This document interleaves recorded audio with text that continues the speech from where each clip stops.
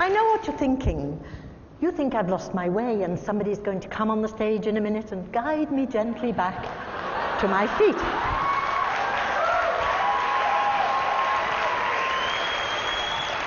I get that all the time in Dubai. Here on holiday, are you, dear? Come to visit the children? How long are you staying? Well, actually, I hope for a while longer yet. I have been living and teaching in the Gulf for over 30 years. And in that time, I have seen a lot of changes. Now, that statistic is quite shocking. And I want to talk to you today about language loss and the globalization of English.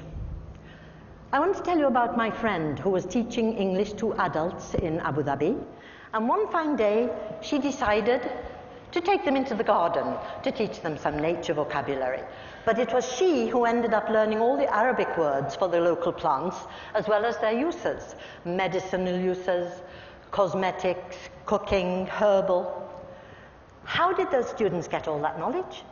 Of course, from their grandparents and even their great-grandparents. It's not necessary to tell you how important it is to be able to communicate across generations. But sadly, today, languages are dying at an unprecedented rate. A language dies every 14 days. Now, at the same time, English is the undisputed global language. Could there be a connection? Well, I don't know. But I do know that I've seen a lot of changes. When I first came out to the Gulf, I came to Kuwait in the days when it was still a hardship post. Actually, not that long ago. That is a little bit too early. But nevertheless, I was recruited by the British Council along with about 25 other teachers, and we were the first non-Muslims to teach in the state schools there in Kuwait. We were brought to teach English because the government wanted to modernize the country and to empower the citizens through education. And of course, the UK benefited from some of that lovely oil wealth. Okay. Now, this is the major change that I've seen.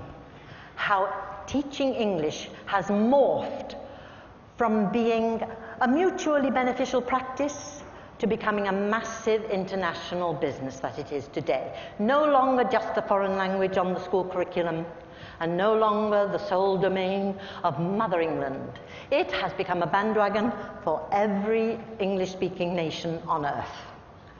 And why not? After all, the best education, according to the latest World University rankings, is to be found in the universities of the UK and the US. So everybody wants to have an English education, naturally. But if you're not a native speaker, you have to pass a test. Now, can it be right to reject a student on linguistic ability alone? Perhaps you have a computer scientist who's a genius. Would he need the same language as a lawyer, for example? Well, I don't think so. We English teachers reject them all the time. We put a stop sign and we stop them in their tracks. They can't pursue their dream any longer till they get English. Now, let me put it this way. If I met a monolingual Dutch speaker who had the cure for cancer, would I stop him from entering my British university? I don't think so. But indeed, that is exactly what we do. We English teachers are the gatekeepers, and you have to satisfy us first that your English is good enough. Now, it can be dangerous to give too much power to a narrow segment of society. Maybe the barrier would be too universal. Okay. But I hear you say, what about the research? It's all in English.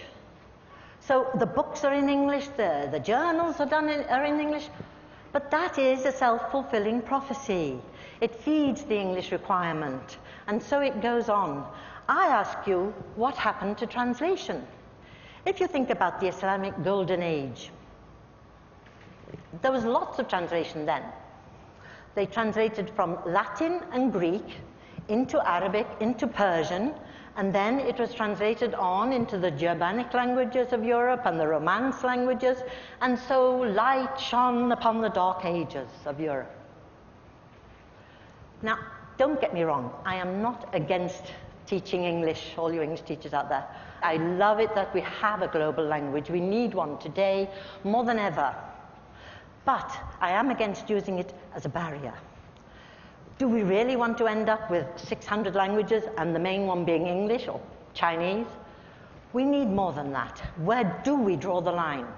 This system equates intelligence with a knowledge of English, which is quite arbitrary.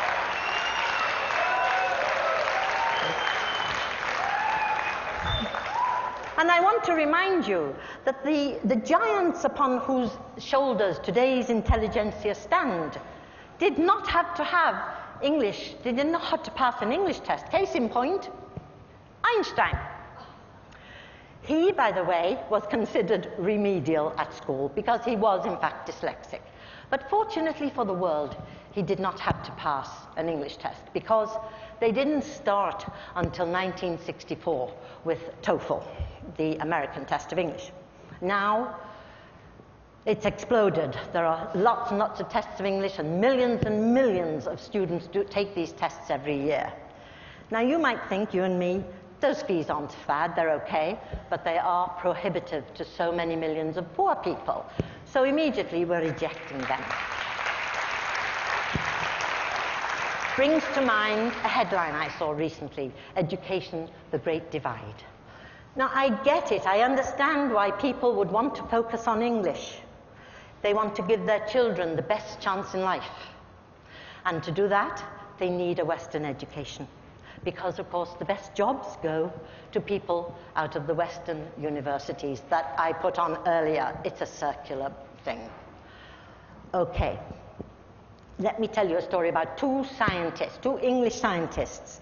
They were doing an experiment to do with genetics and the forelimbs and the hind limbs of animals, but they couldn't get the results they wanted. They really didn't know what to do until along came a German scientist who realized that they were using two words for forelimb and hind limb, whereas genetics does not differentiate, and neither does German.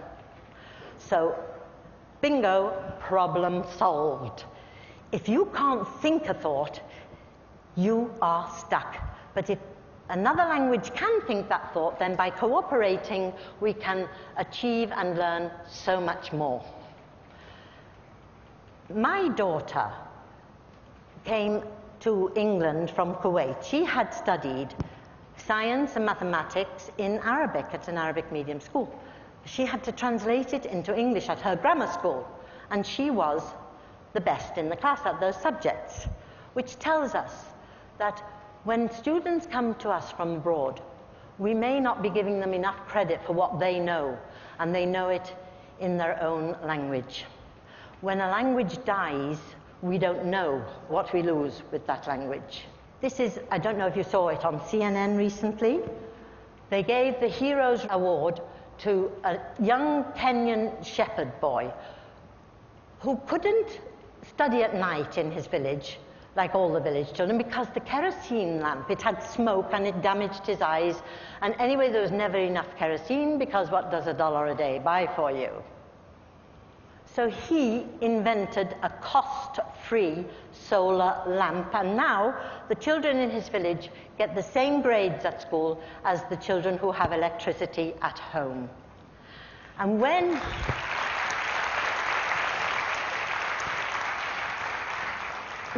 he received his award, he said these lovely words: "The children can lead Africa from what it is today, a dark continent, to a light continent." A simple idea, but it could have such far-reaching consequences. People who have no light, whether it's physical or metaphorical, cannot pass our exams, and we can never know what they know. Let us not keep them and ourselves in the dark. Let us celebrate diversity. Mind your language.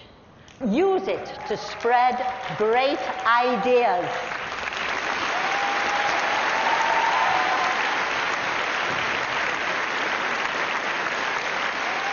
Thank you very much. Shukran.